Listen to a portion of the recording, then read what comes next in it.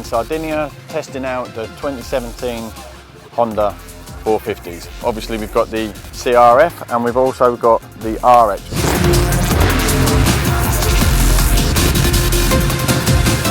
New forks, electric start and pipe, and also the airbox. The airbox intake on both models is pretty impressive these days.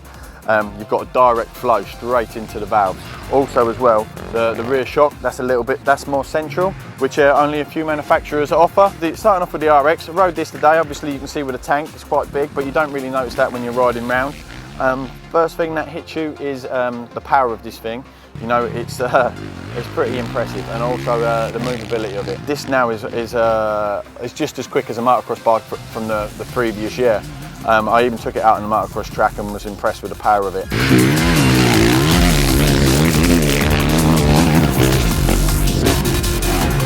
CRF, or the R should we say, this bike has, yeah, it was well overdue that this bike needed to be overhauled. You won't be disappointed with this bike this year, definitely not.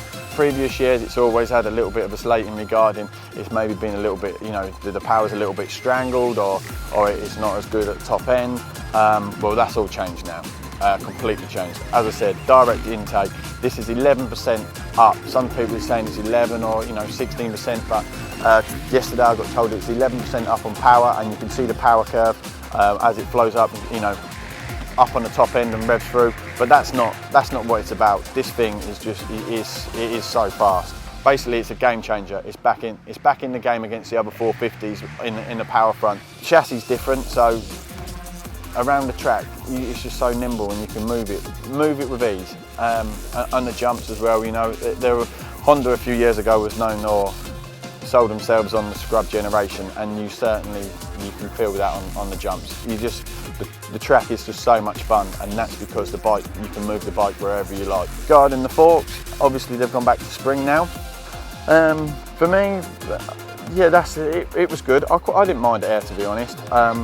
But the spring, obviously, a lot more people can get their head around that, and so that's a big win-win. Also, as well, you've got an option to put an electric start on this, which I would do. Negative points for me would probably be the cable clutch. I just think that it's time for this to go now a little bit, really.